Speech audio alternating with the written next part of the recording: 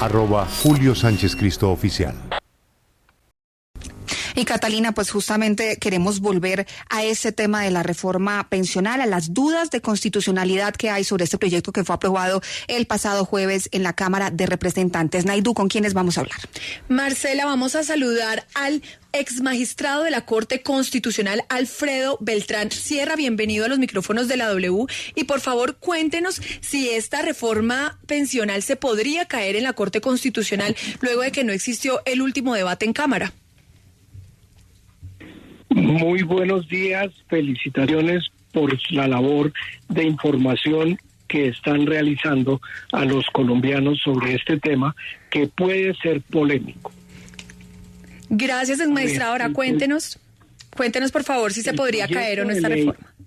El proyecto de ley de reforma pensional, como sabemos todos, fue objeto de trámite en el Senado de la República y luego de su aprobación en el Senado con algunas modificaciones entre la aprobación y el envío a la Cámara de Representantes, se cumplió con un tiempo que se prevé en el artículo 160 para darle segundo debate, porque dice que a la Cámara Plena para segundo debate se enviará para que se introduzcan modificaciones, adiciones y supresiones que juzguen necesarias.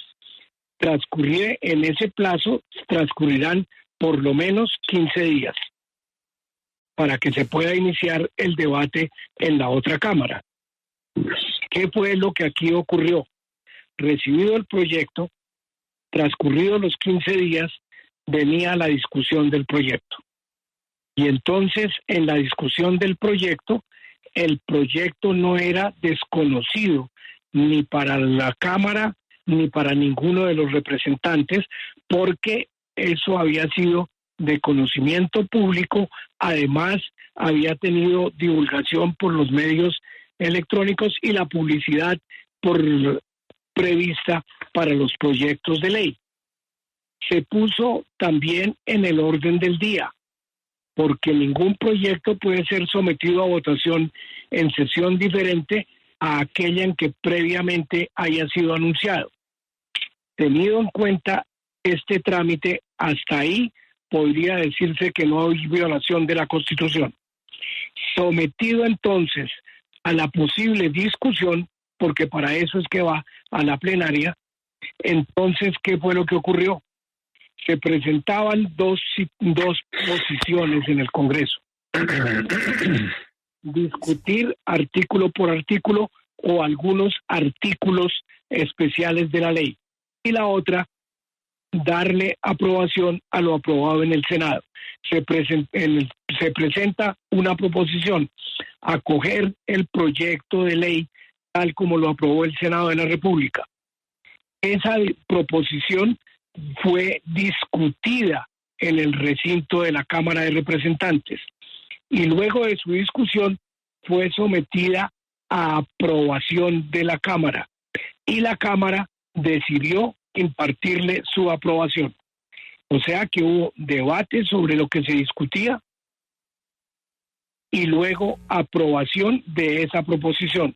Por eso creo que no sería tal vez declarada inexequible por la Corte Constitucional, pero podría decirse, no porque se atropelló a un grupo de representantes que querían presentar proposiciones de modificación, adiciones o supresiones. Doctor Beltrán, pero precisamente eso lo que no se aprobó. Doctor Beltrán, pero usted ahí sostiene pues que hubo deliberación sobre el contenido y que eso llevaría a que no fuera inconstitucional dicha aprobación y dicha ley de la República, pero lo que es un hecho es que no se trató ni un solo artículo relacionado con el texto que venía del Senado de la República. Se partía de la base de otro texto y era el que se aprobó en la Comisión Séptima de la Cámara de Representantes.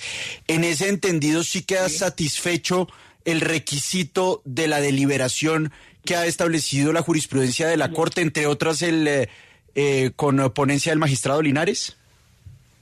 Sí, está claro que las cámaras son para deliberar.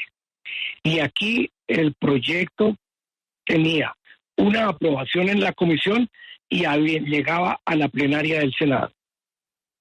¿Y qué fue lo que se dijo? Aprobémoslo tal como está aprobado en el Senado de la República. Fue parte de la deliberación, aprobarlo o no aprobarlo como venía del Senado de la República. Y eso se refería también a lo que habían aprobado en la comisión, porque en la comisión le introducían o no modificaciones. Y luego se dijo, no, acojamos más bien lo que aprobó el Senado. Esa fue la deliberación. Y por eso digo que hay la posibilidad de que se defienda la constitucionalidad. Ahora, podría pensarse por algunos que aquí se suprimió la posibilidad de la discusión en la Cámara de Representantes. Parece ser que las dos tesis van a estar enfrentadas en la Corte Constitucional. Nos atendremos desde luego a lo que diga la corporación, pero lo que quiero significar es que rotundamente no se puede partir de la base de que no hubo deliberación, porque esa fue una manera de deliberar. Se puso en el orden del día, se sometió a votación una propuesta y esa propuesta fue aprobada por una mayoría.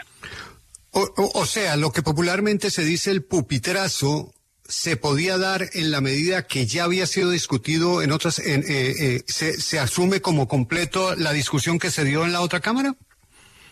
No es eso, no es que se asuma como completo, se dice simplemente, se acoge el proyecto tal como lo aprobó el Senado, sí o no.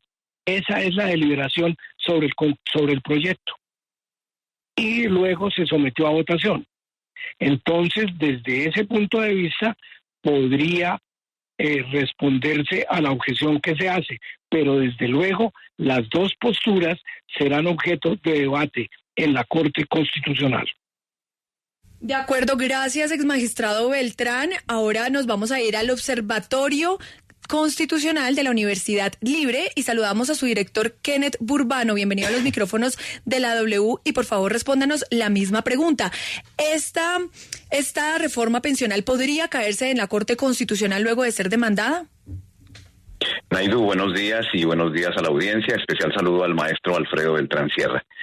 Bueno, yo creo que por lo menos hay dos razones que ponen en riesgo la constitucionalidad de la ley de reforma pensional. La primera es que la rama legislativa en Colombia es bicameral. Se compone de Senado y Cámara de Representantes. Y por tanto, la aprobación de las leyes requiere que se cumpla estrictamente con los debates previstos en la Constitución en ambas cámaras. Entonces, la existencia de dos cámaras, como lo ha dilucidado la jurisprudencia constitucional, permite un ejercicio en el sistema de frenos y contrapesos al interior del Congreso. Es decir, cada célula legislativa está facultada para ejercer un control político sobre la otra, justamente para evitar los excesos en que se pueda ocurrir. Entonces, de esta manera se preserva, digamos, la adecuada formación de las leyes y se garantiza también la participación de todos los representantes de los ciudadanos con asiento en el Congreso de la República, que por demás tiene, digamos, un origen diverso. Y la segunda razón sería que la jurisprudencia de la Corte Constitucional enseña que se puede incurrir en elusión del debate y del mecanismo de conciliación. Esto es, que la Cámara no puede remitirse a lo decidido por el Senado sin el debate respectivo. Del mismo modo, digamos, es necesario conocer de manera suficiente lo que se aprueba. No se puede negar la posibilidad de proponer, de debatir o de ajustar textos. Esto hace parte, digamos, de las funciones y responsabilidades de la Cámara. Hay un principio que se llama el principio de consecutividad, que también podría estar comprometido, que en términos sencillos significa que no se dio el debate en forma completa al articulado propuesto, así como las proposiciones que lo modifiquen o adicionen. Entonces, si se incurre en estas irregularidades, se considera que el legislador ha incurrido en un vicio de procedimiento por elusión. Pero bueno, como lo dice el maestro Alfredo Beltrán, son tesis y son posturas que además habrá que discutirlas en el seno de la Corte Constitucional con las pruebas que acrediten lo que aconteció en el seno de esta corporación. Doctor Burbano, pero es que aquí estamos frente a una práctica que no es nueva en el Congreso de la República. Varias veces en varias leyes, algunas de ellas se han caído, otras no, una Cámara acoge el texto sin cambios de lo que hizo otra Cámara. En ese entendido, doctor Burbano, digamos, ¿qué pasaría si cambiamos la jurisprudencia frente a este tipo de prácticas? ¿Eso querría decir que de aquí en adelante no se puede volver a hacer eso? Lo que ocurre es que no es que no se pueda acoger lo que ha decidido una de las cámaras. Lo que sí tiene que mediar es el conocimiento de los textos y el debate propio de los textos, así como las adiciones o modificaciones que se pueda tener.